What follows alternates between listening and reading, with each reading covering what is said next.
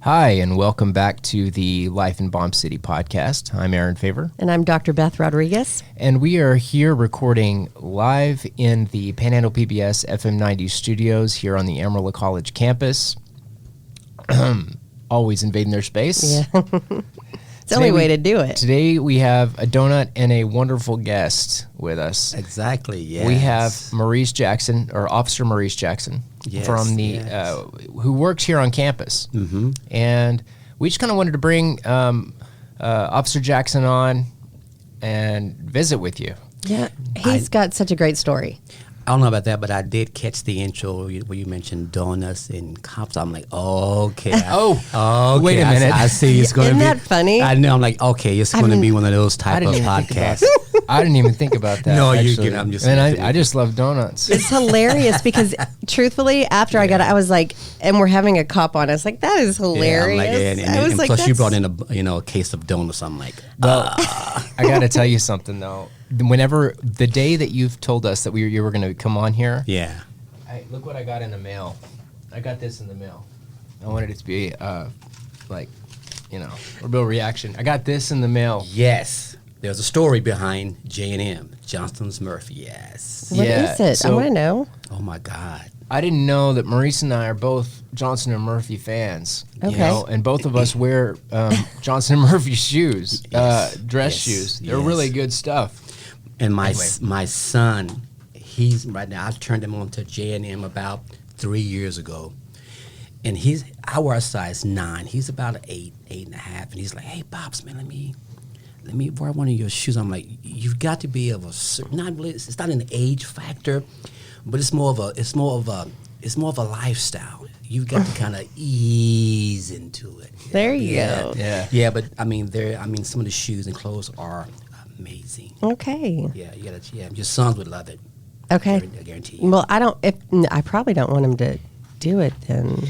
But they're not that expensive. Okay, good. Quality is, quality marks. Yeah, that's true. Amazing.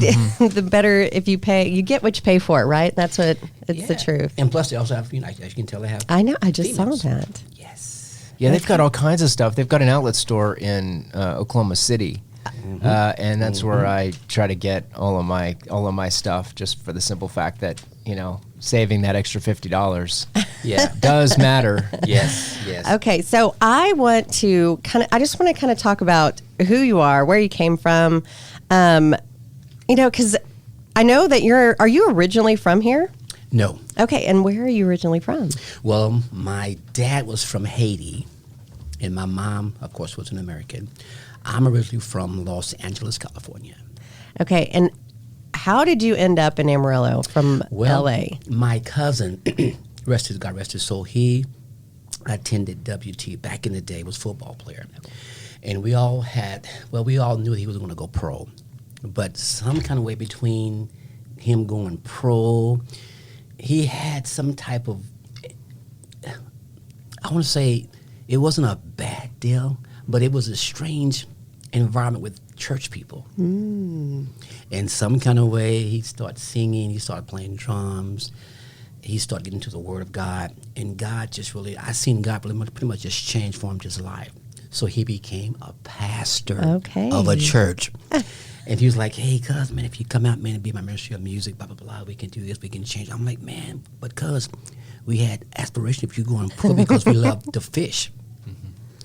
And so that didn't work out, but needless to say, was the best decisions of my life to move to Texas and be at the Ministry of Music. And God has just transformed my life to different plateaus. And I am so thankful that he can use someone like me to go out there and help his people and serve the world, because I love to serve.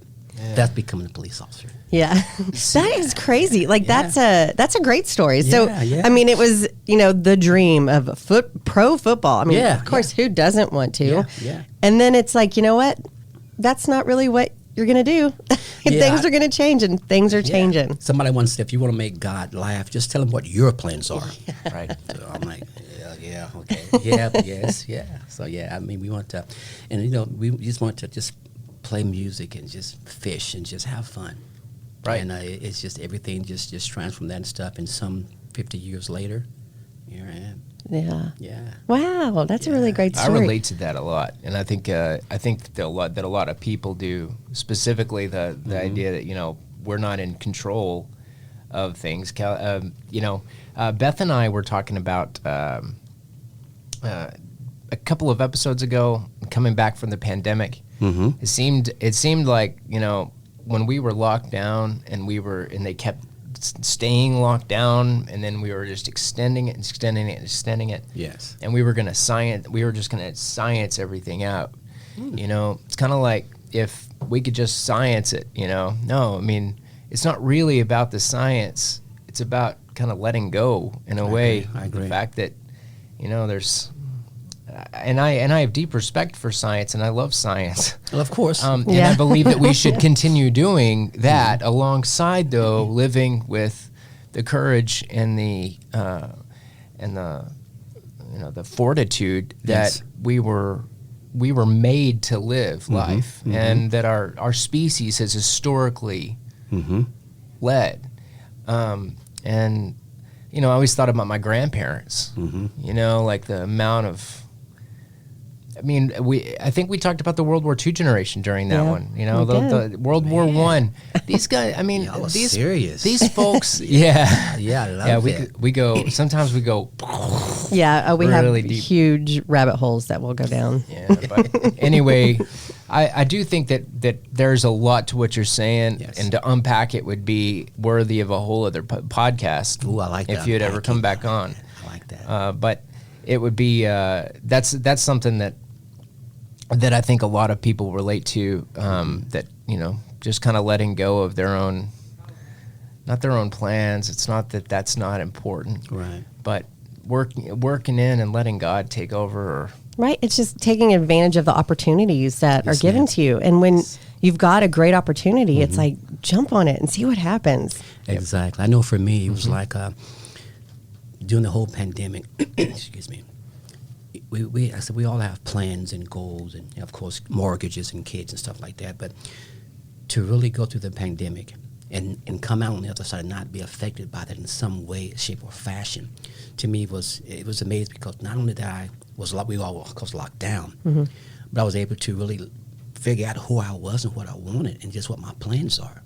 I mean, people think just because, okay, I have plans, I'm getting older, I got this, I got that. They get so wound up with, I've got to do, I got. And they realize that if they would just breathe, Right. and give and really just figure out who they are in their ministry, find their passion, and that's the key. A lot of people go through life and they can't find their passion. And I guarantee you, once you lock into it, once you find your passion, things will be a lot more clear. Wow. You see things what they It is. are. You start to look at what's priority to you. And when you find that priority and you really do, get on the line and go for that, it makes everything so much easier. Yes. I try to talk about that in my class, actually, because we have students who are like, oh, I have to. I'm like, the truth is you don't have to. That's right. There's a difference between having to do something and wanting to. That's right. And as soon as you find something you want to do, God, it's so much easier. I know. And that's what, I keep and constantly, and I'm like, that's what you really need to do. Exactly. Instead of being stressed out constantly, find out what you want. Yes, you're right, Dr. Beth, you're right. And then figure that out. That's where you go. And it's easy. Okay, so the cop, how'd you become a cop? He's a cop too. I know that wait, first, before we move on, you said do you play music? Yes, I've been playing drums for about 30 years. Okay. I'm an old drummer. Back in the day, we called them percussionists. Yes. Yeah. Okay. I began my career once again with my cousin, Big Mike. He would always bring drum stuff home from high school, and he would put them up someplace, and I would always find them. And trombones, baritone. I played trombone.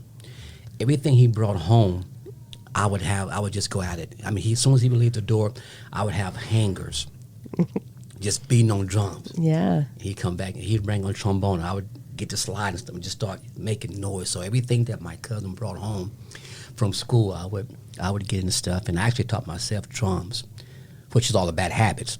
I know. Right after I got a little older and stuff, of course, I got into school and the drum rudiments and stuff, the paradiddles, double paradiddles, funk cue, stuff like that. And I began to practice my craft, and that's when I fell into love of beats. I mean, I can, even now when I train younger officers, and I turn on the turn signal, and it makes. And I would begin to make a sound, with and they were like, "What are you doing?" And sometimes when I was very first became a police officer, just way back in Carson, California, I was a deputy sheriff. I mean, I was green as green. I was a greenhorn. There's some stories about that I can tell you. And they would always get upset with me because I'm always tapping on the steering wheel. And some people, of course, all my FTOs was a little bit older, and like, if you would just stop beating on something, you'd be okay. I'm like, oh my God. So yeah, but that's how I got into music. It was through him, yeah. Well, Aaron was in a band. Did you know that? No, but we've talked about trying to get together an AC Bad Badger band. That's right. Yeah, we could be called the Bad Badgers. Oh my gosh, you totally should. I don't play anything. You know what? I'll tell you. In elementary school, I did play the stand-up bass. Whoa. Mm-hmm. The big one. Could you actually really? Yes. Could you hop on to the top of the bass player? Pretty and much. The bass and I mean, I was little. Like I was smaller than her, and I had that, and I would have to carry it home. That's and cool. But my music instructor was like, "You should continue this. Like you're really," and I was like, Not for me. Yeah, and I do. I love music, and I would love to play, but there's a lot of stuff that I'd love to do, and I just have priorities and do other things.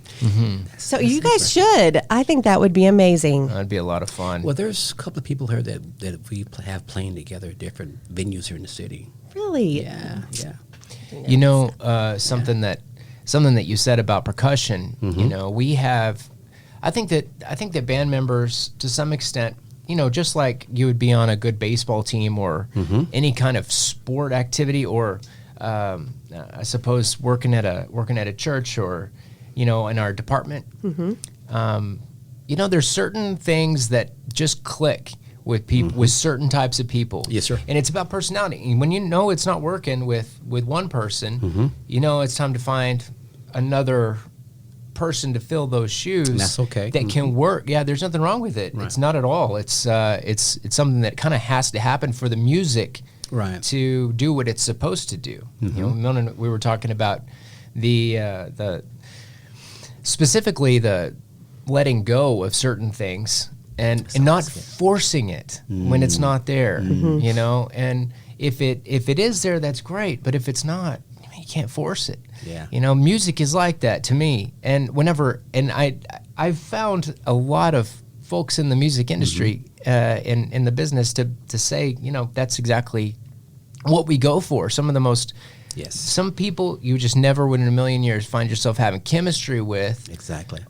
In a band or on a stage is where it sometimes actually comes to life, because you realize, oh wow, okay, this person isn't just about practicing and getting this stuff in. Maybe there's something more here, and that adds a level of value that makes them an unreplaceable part of the band. And so anyway, I say that because we utilize that skill throughout our entire life. Yes. Right? I mean, I guess whenever I was hired on at Amarillo College, and we find this in our classes as well, as classroom teachers. Yeah. We look around the room, and it's not just about people that we relate to or people that we want to visit with or hang out with or what's the right word, Beth? That contribute to the conversation. And big contributors, those types of people that get what you're laying down, and trying to figure out how to make that band play exactly to the very brightest extent possible, is always not just fun but a challenge. And that's why I like playing drums so much, because we have of course you can relate to this. We have it's a term called staying in the pocket. And at the drummer, sometimes you have all these drum cymbals, machines and stuff, and synthetic machines, of course, and you want to do everything at the same time, and it kind of throws the whole rhythm of the groove off. So you look back and somebody will say, "Hey, just stay in the pocket." Yeah.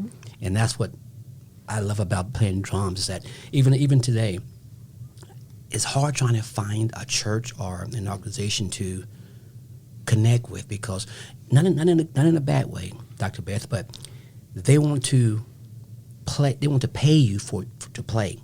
And one thing I never do, I never ever receive anything for playing my music, because that's my gift that I give back. Because everyone can't, not trying to be but everyone can't do. I can literally see music. I can see music.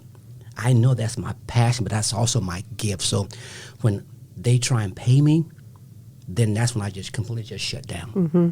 I will never go back, because to me it's an insult to the Almighty. Yeah. Because He gave me this gift. So now I'm going to end up not really pimp it out, but Yeah. how can you give away something that was given to you freely? Mm-hmm. So anyway, I love that. I mean, it's so neat that you want to, that is. It's I know you're not bragging. Some people can't play. I just told you. I cannot play. You can play something. Beth, I don't know. Beth is receiving this information as a social psychologist. She gets. Yeah. I just know she gets this stuff because I can look over at her face and go, "Oh man, she's reading this down because it's not just a small group.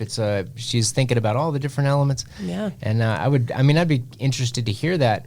There's something intangible about it too, though. It's like a unit. Yes. When you form a unit and you depend on each other for those very specific things, you just can't. You just can't replace it. Exactly. Those relationships go deeper than anything that really. Yes. The intangible. I always tell my son, who's going to be 5, by the way. I know. In 2 days. 2 days. Yes. Yeah, man. Awesome, 5. The big milestone. Big 5. And less than or more than a fourth of the way through my parenting portion of his life, which is, well, I guess it could extend. We gotta. It's totally going to I extend. guess Just so you know, your parenting will never stop. Yeah. Well, my dad, the dad gene in me is always going to be there, but. Maybe the actual power of being a dad and being able to have that authority, is... That's going to be a lot sooner than that then.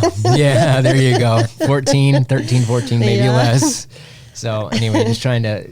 I always tell him, though, that that music is a mysterious force. Yes. I don't know where it comes from. I don't know why it moves us in the way that it does. Mm-hmm. I don't know why people tend to latch on to a specific song and play it over and over and over again, and really, but at the same time, it's amazing. I mean, I can understand why people do it, but the mystery is, what is it about the music itself that is life, man? Yeah.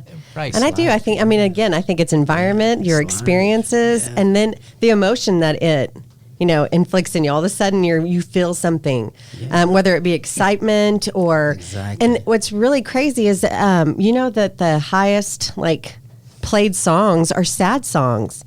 And the reason, and people are like, why do people want to be sad? Well, it's not necessarily about being sad. It's that we feel those emotions more intensely than we do our happy emotions. Yes, so when we do that, it's like emotion, so, it makes sense when you look at it that way, but not necessarily looking at it as do people really want to be sad all the time? But that's not it. It's just the emotion that it, fires up inside. So yeah, the movie High Fidelity kind of nails it down in the very, very beginning. He was sitting there listening. He's got these headphones on, and he pulls the headphones off, starts talking to the camera. He's like, people don't think about millions and millions of people listening to songs about heartache, depression, breakups, all these different things.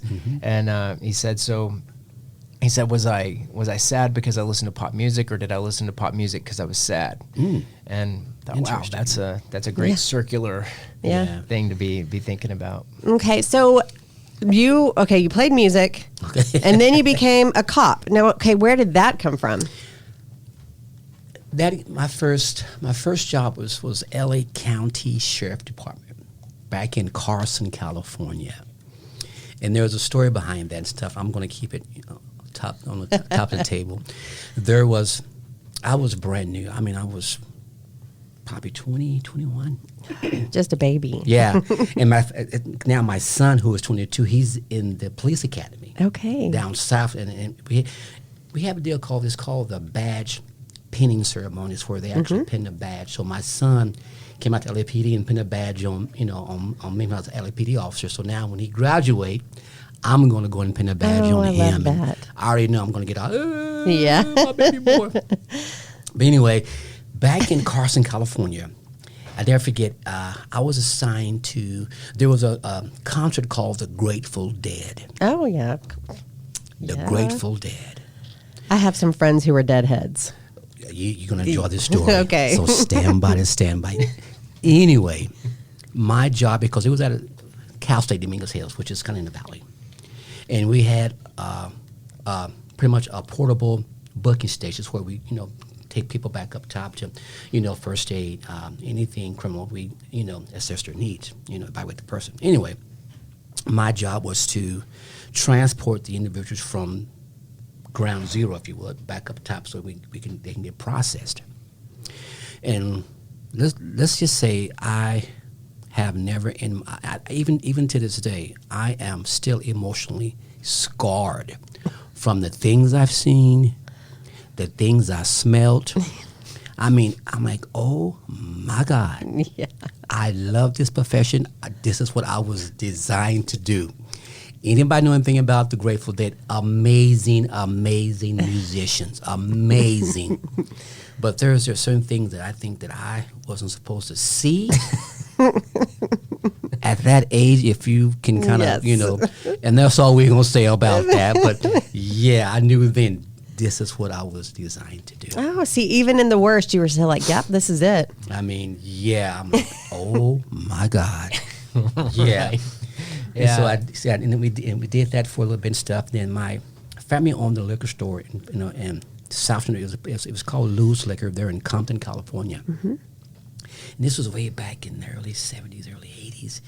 And never forget, of course, you had the Crips and you had the Bloods. You had what you call Fruit Town and stuff. And you had so I mean, it was an awesome time to be alive. Now I'm not too sure, but things have died down some. But to be there on the ground floor and seeing, the Crips, the Bloods, the Rolling 60, Grape Street, the Seawalk. I mean, now that I look back at now, I mean, that was a time in my life where it was like almost like an oxymoron, good and bad at the same time, if you would. It was amazing. I mean, to see people from, going from, to just, I mean, because it used to take us maybe an hour and a half to get to work just one day because we lived out in Orange County. Okay. Which is, on a good day, you can make a trip maybe about an hour and 15 minutes. But if you have no SIG alerts, no accident stuff, you can make, but if there is a SIG alert of a wreck, it's going to take you probably 2 hours to go probably 30 miles. And that's just how it It's is. just crazy because here, I'm always like, it take me 15 minutes. Yeah, no. to go like the furthest place in Amarillo. And people either say Dr. Beth, but it's all about how you hit those freeways. You've got to know how to get on and how to get off. Know when to travel. And think of that, even back then, all these big corporations, they knew this, so they allowed their employees to, either to start late or end late. So they was always staggered. So now, of course, you're still going to have bumper-to-bumper traffic. But, yeah, you just have to know how to hit those freeways, and you'll be fine. And the thing about traffic, you can't be, white knuckles and, it's just stay in the pocket. It's just Stay in the pocket. I like it. Stay in the pocket. I love the fact that you just said that it's not necessarily you loved the situation of the Bloods and the Crips being there, but you loved the experience. Like yes. The fact that you got to see history, sort of. You got to see the differences between people and how people are responding. And I think that's just really a a great way to look at something instead of being like, oh, it's so bad. It's not. Not everything's bad. No. Even if it's in a bad situation, there's some good stuff that can always come out. And I think that was really. I just thought that was cool that you said that, because most people would not be like, oh, I want to be somewhere where we have Bloods and Crips fighting all the time. But and not that you want that to happen, but at the same time, it's a good and a bad situation because the experience and what you you learned. I never forget my good friend of mine. I said, while working there in a liquor store, which was, right on Elsinore and Rosecrans, which is right by Watts, Nixon Gardens, Jordantown. And I never forget, there were two gangs. I believe it was a Front Hood, and this years ago, so I think we're in it clear. But they came out of the liquor store and they were shooting, and my friend that I was working with at the time, I'm not going to say his name, went out there and he got shot 7 times. I'm like, oh my God. But you really don't get desensitized. You just like, okay, well, what just happened? And you process it and you move on. You can't, back then, you don't get stuck. You assess it, you reassess it, and you move on. Yes. But it's just amazing how life can just change in a matter of a second, man. Yep. It's crazy.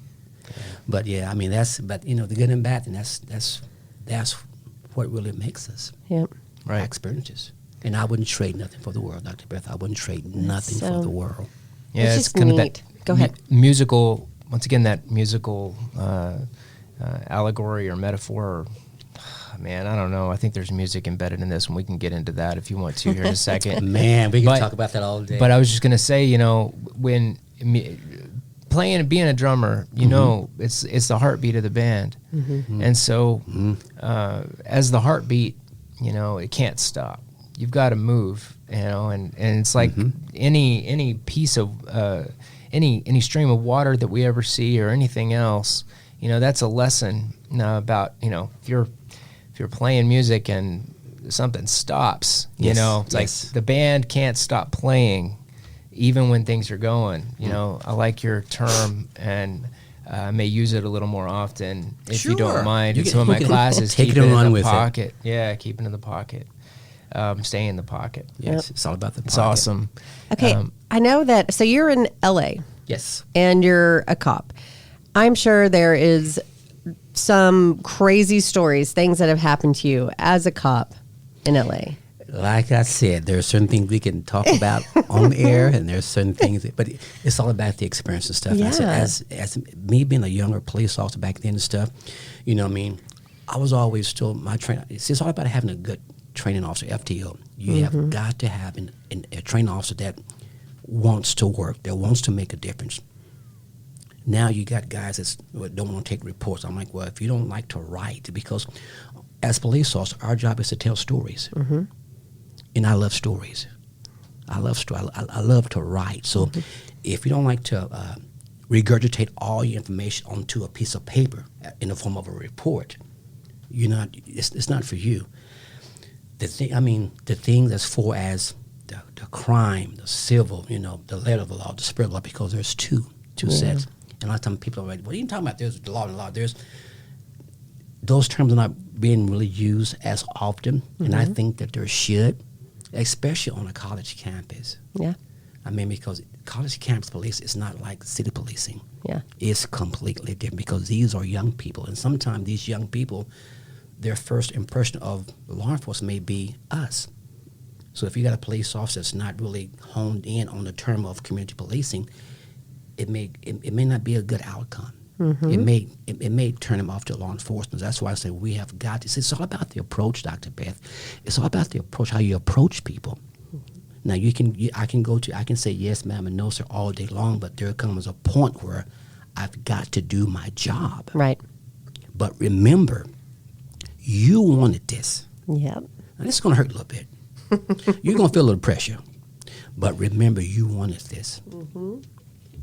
I'm such a, I always talk about, even students always like to relate stuff, but, Yes. People always say, well, you gave me this grade. And I'm like, oh, I didn't give it to you. You earned it. Well, and that's kind of That's the a good same one. situation, Yes, right? It's yes. like, the only reason I'm here is I'm protecting and serving. And Yes. if you're not going to do what you're supposed to do, then That's because you decided. Yes. That's your choice. And as police officers, we have got to be a little bit more understanding. Yes. You have got to have patience. I mean, our job, of course, we have a split second to make any type of decision, but you have got to be able to back up, assess, and reassess. Mm-hmm. Because like I said, it's all about the approach, Aaron. I mean, it's about the approach. You know, never ever, and my TO told me this has been 40 years ago, never ever back a person into a corner, whether it be male or female. It doesn't matter. Always, and never to forget, I went my first call, it was in a place called The Jungle. That's where they filmed Training Days. Oh, okay, yeah. I mean, that stuff, it exists. And get this, a side note, when you come into a neighborhood in film, the whole neighborhood is affected, the good and the bad. But here's another thing that people don't understand. In the cities, you have really, as a form of respect, Aaron, this is very important, you have to go to the gang members, to the leaders, and say, okay, this is what we're going to be doing. How can we work together? The approach. We talked about the pocket, and we talked about the approach. Those are two very important factors I think that we as society need to bring back into our lives. Yep. Went to a call. It was a domestic call of mom and dad, blah, blah, and people, they've probably been into a situation probably 15, 20 plus years. As police officers, nowadays you get these young officers, and they've been officers maybe, 2 or 3 years? They have no kids, they haven't even experienced life yet, but they're police officers, which is a good thing. But they don't have the experience. You're going to call me to your house. Now, you've been in a situation for almost 15, 20 plus years now. I'm going to have to solve your problems in 5 months, or in 5 minutes, excuse me. How can I do that? So that's the disconnect that I think law enforcement has got to do better. We have now, we make some good strides, but I think there's always room for growth. Getting back to my call, and I'll make it short. my call, and my after told me, I said, Maurice, okay, just watch me.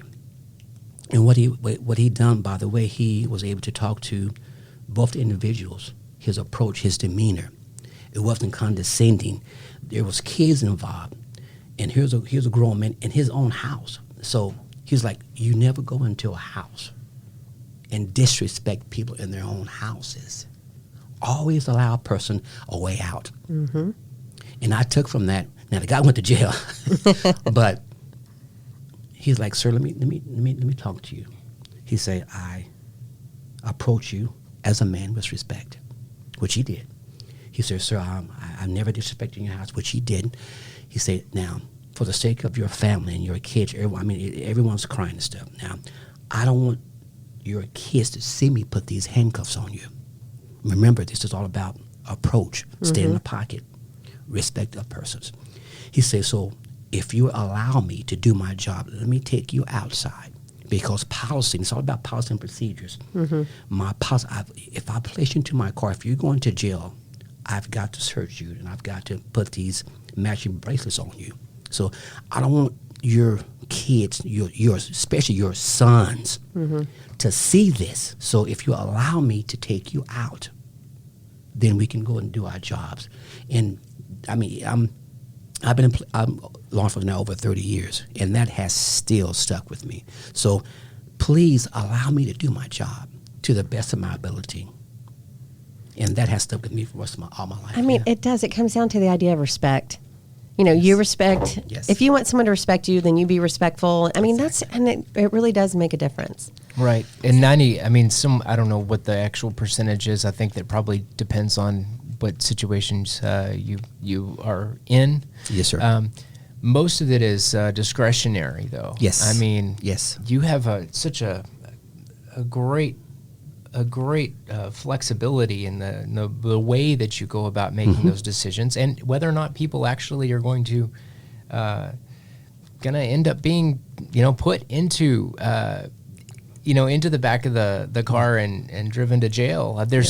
Is that, I don't know if that's state to state to some extent, or if that's city to city. It's probably a little bit of everything, as most everything is. Yeah.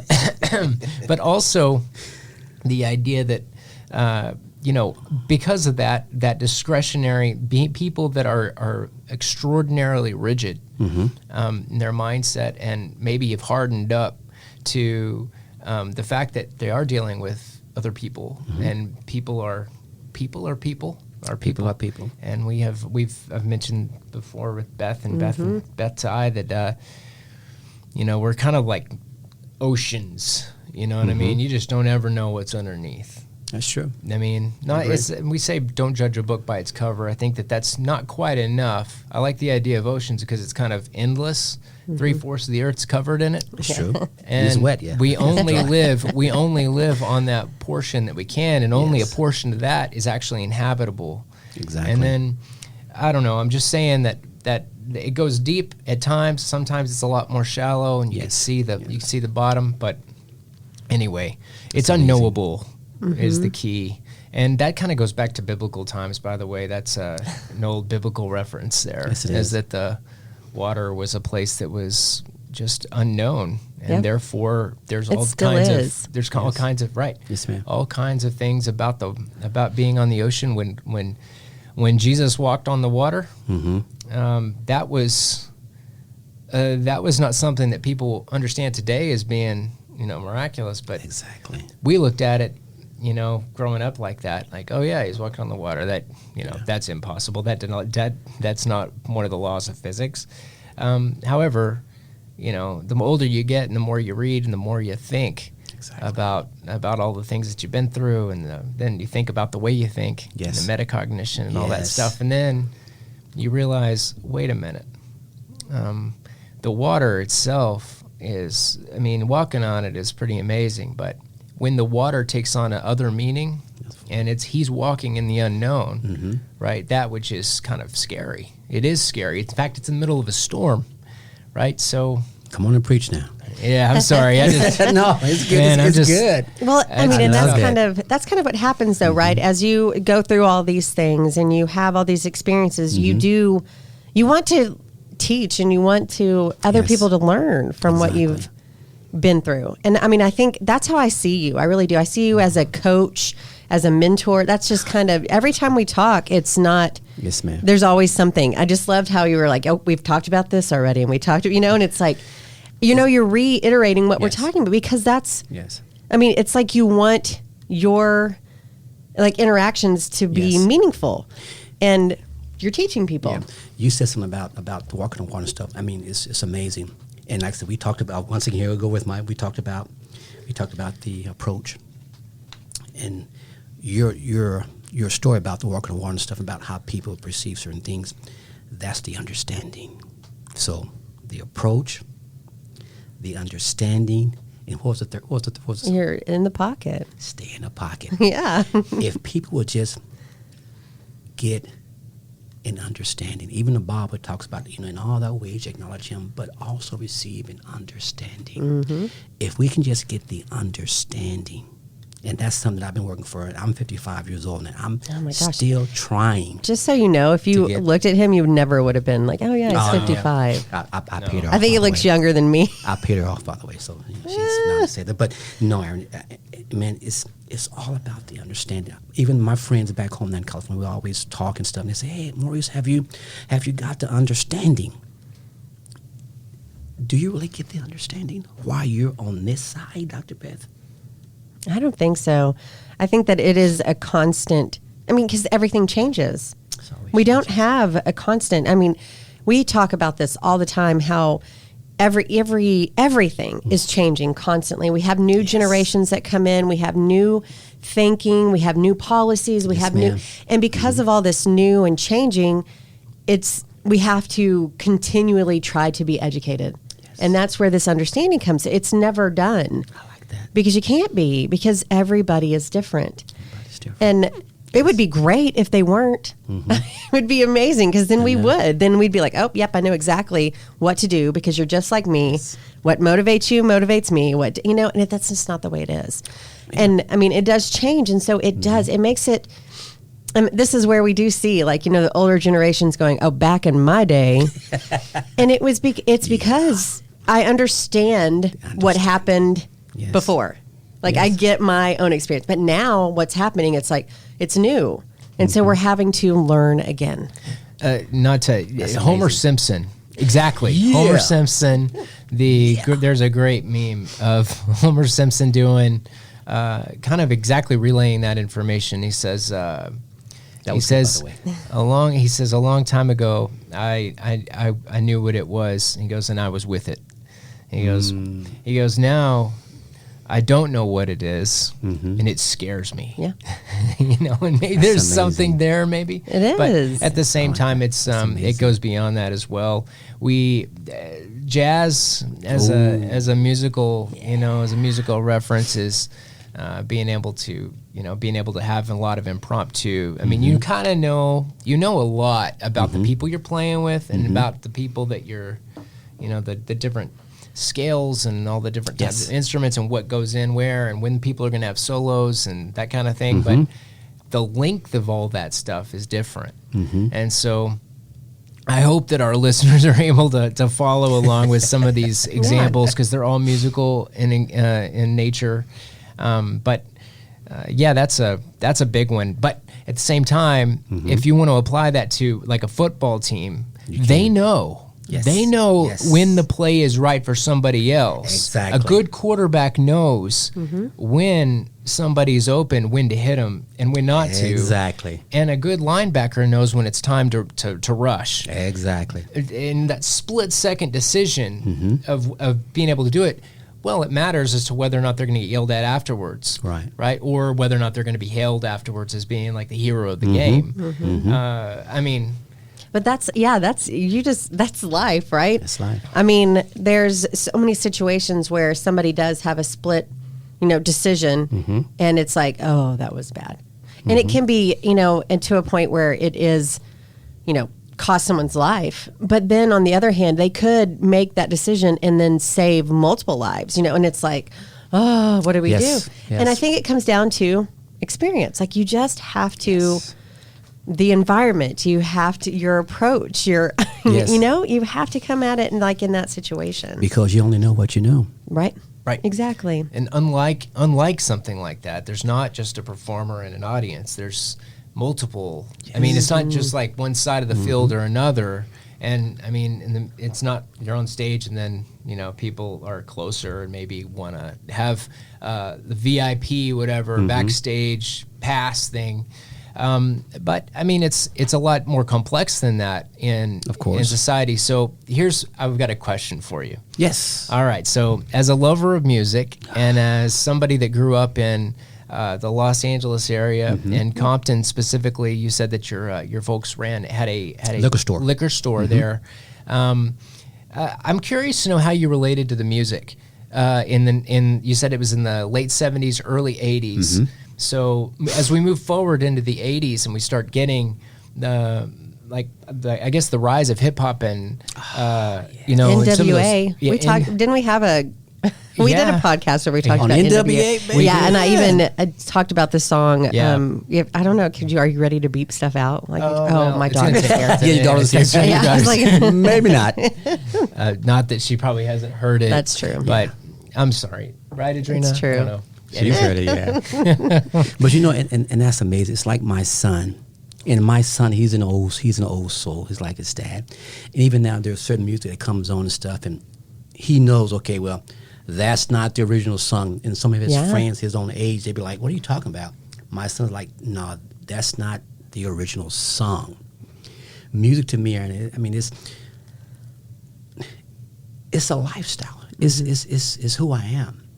You talked earlier, Dr. Beth, about, being sad, putting on this, you're trying to put on this. I mean, yeah, but to me, as a musician, I can play a riff. I can stay into a pocket Iron Man for hours. My friends now, we see each other maybe once, twice a year, maybe. Once we come together, they already know, okay, Maurice, he's gonna get on drums, he's gonna get on bass, he's gonna get on lead. I mean, that's understood. There's maybe, what's up, man? How you been? I'm good. How you doing? Everything good? Hey, let's do it. Yeah. That's all communication that it is. I mean, we play for hours just on, hey, what's up, man? Yeah. Because we know our place. We know how to stay in the pocket. Music it's really self-expression, but to me, it's a lot more because if I don't have music, And I don't need a whole drum set. I don't need cymbals. I don't need, machines, I can have a certain type of feeling like I have right now. And it's just music. Everything in my life revolves around music. Mm-hmm. Everything revolves around music. There's a good time, there's a bad time. There's a good time to play this riff, there's a good time to play that riff. But to me, everything in my life is music. These kids these days, they have no idea all this. Now, you talk to answer your question. Change. Mm-hmm. You talk about people are always changing. Doesn't make it good. It doesn't make it bad. Right. Is it music or is it not? Is it rap music or is it not? How do you express yourself? If you're playing, in a drum line, or you playing, in the brass woodwind section, is that music? Only thing I know is that now we all know that, of course, there's certain music is a spirit. Mm-hmm. Because if you trace it back in time, okay, way back into when one of the angels, himself was music. He was an angel, and because of his uniqueness, for lack of a better word, he wanted to rise above the Creator. And of course, we all know there's no one above, beneath, or below. So, music, a third of that generation fell, and with that, everything else transpired down. Music, I've seen music do a lot of good, and I've seen the music do a lot of harm. Mm-hmm. So it all depends on the individual, and there's, like I said before, music is a spirit, Dr. Beth. So it all depends on your spirit area. You talk about, getting together as men, as people, and binding, having some type of a common denominator in itself to combine us. So, yes, we have got to be on the same level. I can't play, now as a drummer, I can play, Patsy Cline and Tupac. Same beat, different timing. Yeah. So we can relate to that. But in order for it to be effective, we have got to be able to intertwine, and be on the same level. This day and age, this music, I mean, it's amazing. Now, of course, like with your panel, I don't sing. I can't even carry a tune in my pocket, but that's okay. I can't either. That's not my place, Dr. Beth. Believe me, that's not my neither. place. But I said that to say that you can have someone that like me that can't even carry a note, as far as vocal wise, and make a complete album. Mm-hmm. So I think that do I think it's a bad? I don't know. What do you think? Do you think it's a bad thing to, because the spirit is not there. When you got you a good hit. Mm-hmm. When you got you a good tune. I mean, because when you stay in a pocket and everybody's vibing. Yeah. You know that as a drummer, you musician, you know that when I go, yeah, okay, you know what, we're gonna keep it right here. Keep it right here. And that's it's always disappointing when you go to a live show. After you go and you're like, oh, I love this, and you go see a live show and you're like, oh, they're not very good. But when you go and you listen and you're like, oh, yeah, they're just as good live as they are on their on the radio or on there. So that's. I think that's kind of the same kind of thing. Is like when it's, I don't know, when it's instrumentally, I don't know, something makes it's not as good. But if they can do it. Yes, I saw B.B. King a while back and stuff. He was kind of up in age and stuff. And in his earlier days, of course, he was all, all those stages. But to see him in a chair, I mean, it was, look past the individual. You've got to connect. Mm-hmm. And we connect. I'm like, oh, my God. Right. He haven't lost nothing. Yeah. Right. Yeah. No, I'm in the same boat there. I saw B.B. King in the early 2000s. Oh, Lucille sitting there on top of his lap while he's sitting down, and he said this. I'll never forget the way he said it. The way he said, just like you were talking about earlier, the way we say things means just as much as what we say. Mm-hmm. Yes, sir. Yes, sir. And so wow. he said, this next song is special to me and mine. I hope it can be special to me and yours. Wow. Or to you and yours, I'm sorry. And he was talking about Lucille, though. He wasn't talking about anybody in his life. He was talking about his guitar. Mm-hmm.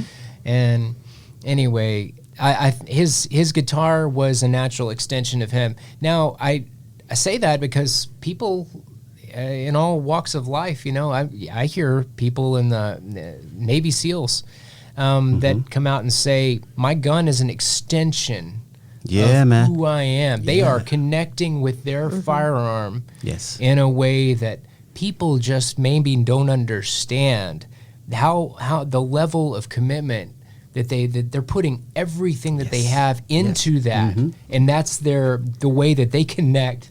That's how I with- feel about my kids. You know, it's like they're, I know it's dorky, but they are, Your mother. they're very much who I am. And I mean, that's what I do. That is my priority. That's your And when I priority. finally did that, God, everything made it much easier.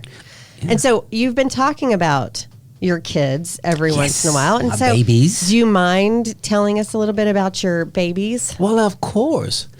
My youngest is 22. He's in South. He's down south right now in one of the police academies, and he's halfway there now. Is this the one that I know? That's the one you know. Yeah. Okay, Yes. he is so much fun. He is such a son. good kid. Yes. He was he refs some of the different. So he was reffing a basketball game, and I was assistant coaching, and I Look at you. I got all over him, just so you know. Because I mean they Good, were he did. young. They were young, but man, the other team, they would just rebound the ball and run down the court and then shoot it. Not dribble, run. And I was like, that's it. Yeah, that's enough. And I said, and he was like, well, and I said, it's fine. I understand a couple of steps. And I ripped into him. And you know what?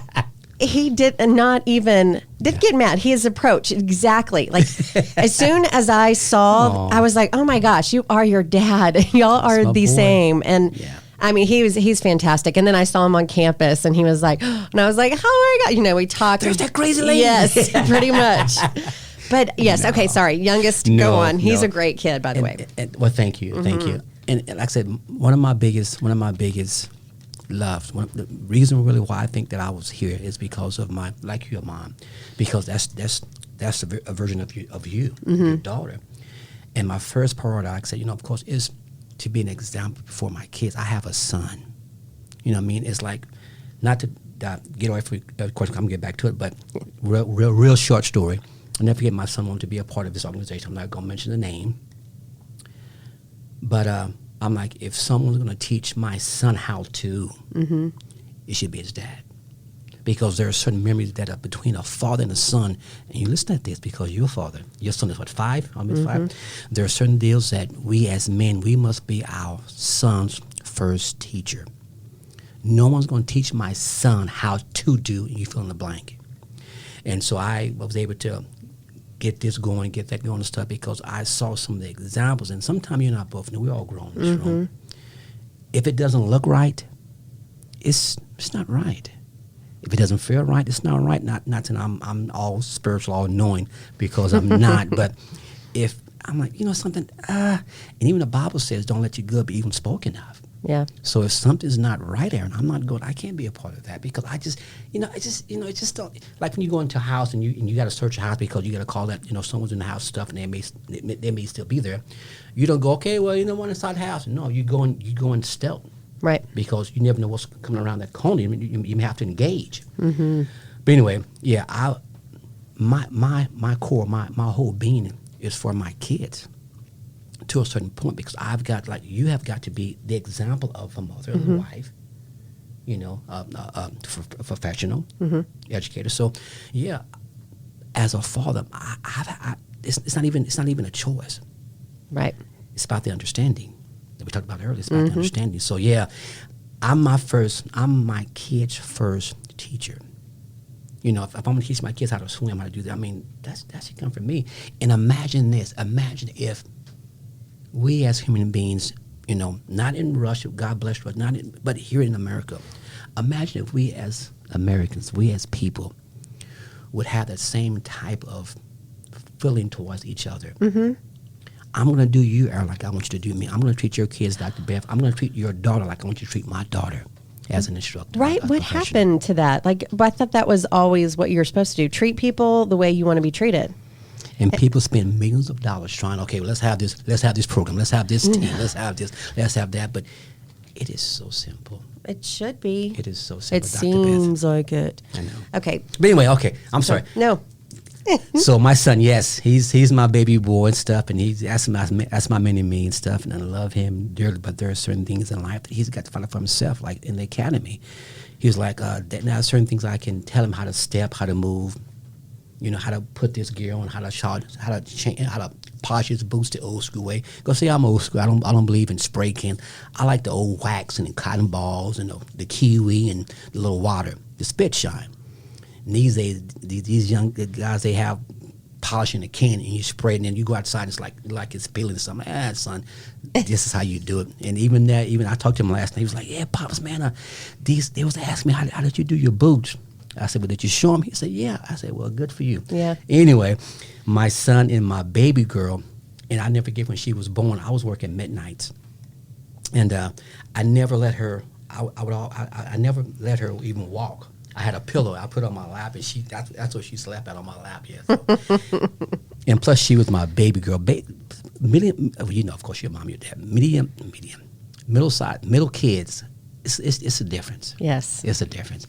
Now, my oldest daughter, my oldest girl, my firstborn, that's my ride or die. Yeah. And I'm building a house now, and my first house, well, this house is going to go to her. Then my second daughter house is going to go to him. Then my son, once he comes out, then I'll probably buy one for him, because as a parent, I also got to take care of my babies, because they didn't have to be born. So as a parent, my job is because right now they don't understand about, long-term pay, residual income. They don't understand, but they're not supposed to. Right. My son, go out and have fun. Make your mistakes, but there are certain mistakes that you can't afford to make. Mm-hmm. Now, I can show you, I can teach you how to be a good police officer, but I can show you how to be a better person.